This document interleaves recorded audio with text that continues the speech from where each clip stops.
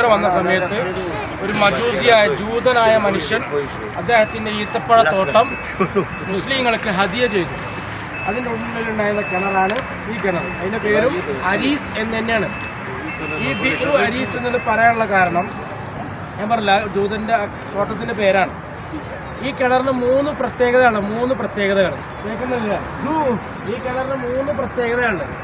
ഒന്ന്, ഹബീബായ സല്ലല്ലാഹു അലൈഹി വസല്ലം സ്വലാത്തല്ലേ, സല്ലല്ലാഹു അലൈഹി വസല്ലം തങ്ങൾ എല്ലാ ആഴ്ചയിലും ഇവിടെ വരും. എല്ലാ ആഴ്ച മുത്തുങ്ങൾ വരും. ഇവിടുന്ന് നിസ്കരിച്ച് 2 റക്അത്ത് നിസ്കരിക്കും. എന്നിട്ട് ഇവിടെ ഇതിലേക്ക് കാല് താഴ്ത്തിയിടും. ചെറിയ വെള്ളം സഹായം കമ്മിയുള്ള ചെറിയ കിണറാണ്.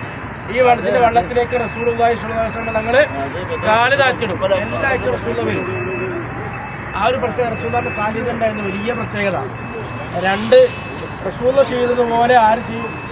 അബൂബക്കർ സിദ്ദീഖ് റളിയല്ലാഹു അൻഹു, ഉസ്മാൻ റളിയല്ലാഹു അൻഹു ഒക്കെ ചെയ്യും. അവരുടെ കാലത്തും അവരിങ്ങനെ ചെയ്തിരുന്നു.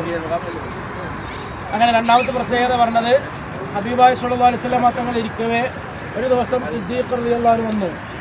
പിന്നെ ഉമർ ബിൻ ഖത്താബ് റളിയല്ലാഹു അൻഹു വന്നു. ഉസ്മാൻ ബിൻ അഫ്ഫാൻ റളിയല്ലാഹു അൻഹു 3 പേരിരിക്കവേ എന്ത് ചെയ്തു?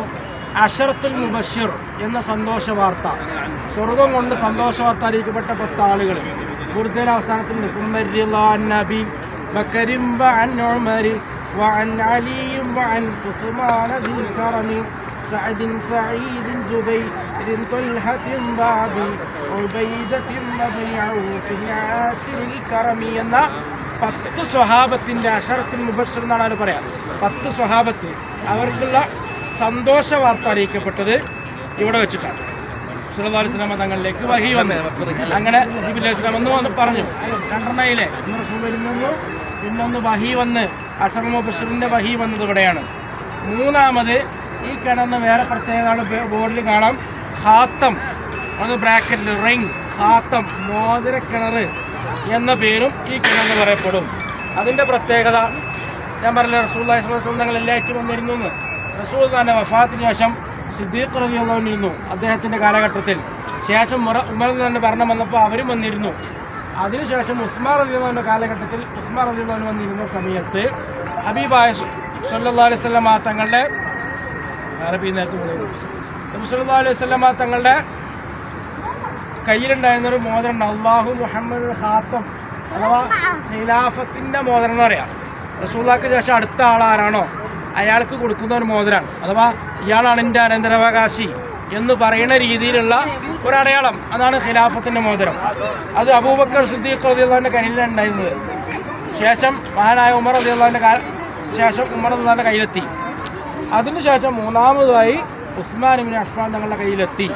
ഉസ്മാൻ ഇബ്നു അഫ്ഫാൻ റളിയല്ലാഹുവിൻ്റെ കാലഘട്ടത്തിൽ ഇവിടെ നിസ്കരിക്കുകയും പിന്നെ ഇവിടെ വന്നിട്ട് ഇരിക്കുകയും ചെയ്തു. ആ സമയത്ത് മോതിരത്തിൽ കളിച്ചുകൊണ്ടിരിക്കുന്ന ആ മോതിരം കിണറ്റിൽ വീണുപോയി. ആയതുകൊണ്ട് ഇതിന് ഖാത്തം, കിണർ വിഴുങ്ങിയ, മോതിരം വിഴുങ്ങിയ കിണർ എന്നാണ് എൻ്റെ വിശദീകരണം കൊടുത്തത്. ഖാത്തം എന്ന പേരും അറിയപ്പെടുന്നു. 3 ദിവസം വെള്ളം വറ്റിച്ച് നോക്കിയിട്ട് കിട്ടിയില്ല. ആ ഒരു റിവായത്തിൻ്റെ അടിസ്ഥാനത്തിൽ മഹാന്മാരെ രേഖപ്പെടുത്തി വെക്കുന്നു മുഅ്ജിസത്തിൻ്റെയും കറാമത്തിൻ്റെ ഒക്കെ സാധനങ്ങൾ. ഇതിപ്പോൾ മുഅ്ജിസത്തിൻ്റെ ഒരു മോതിരാണ്. അതുപോലെ മറ്റേ മൂസാ നബി അലൈഹി സ്വലാമിൻ്റെ വടി പോലത്തെ മോചിതത്തിൻ്റെയൊക്കെ അടയാളങ്ങൾ ദാബത്തുൽ അർള് ഖിയാമത്ത് നാളിൽ കൊണ്ടുവരും. ദാബത്തുൽ അർള് എന്ന് ഖിയാമത്ത് നാളിൽ വരുന്നൊരു മുശക്കലായ ജീവിയാണ്. ആ ജീവിയൊക്കെ കൊണ്ടുവരാനുള്ള അതിൻ്റെ നാവിലുണ്ടാവുന്ന പല മഹാന്മാരെ രേഖപ്പെടുത്തി വെച്ചിരിക്കുന്നു. അത് വിശാലമായിട്ട് വന്നിട്ടില്ല, ചില ആളുകൾ മാത്രം അതിൻ്റെ അഭിപ്രായം വെച്ചിട്ടുണ്ട്. അങ്ങനെ പറഞ്ഞു വന്നത് 3 പ്രത്യേകത പറഞ്ഞു. റസൂലുള്ളാഹി ഇരുന്നിരുന്നു, അശറത്തുൽ മുബശ്ശിർ എന്നറിയപ്പെട്ടിരുന്നു, പിന്നെ മോതിരം വിഴുങ്ങി കിണർ. അങ്ങനെ 3 പ്രത്യേകതയാണ് ഈ കിണറിനുള്ളത്.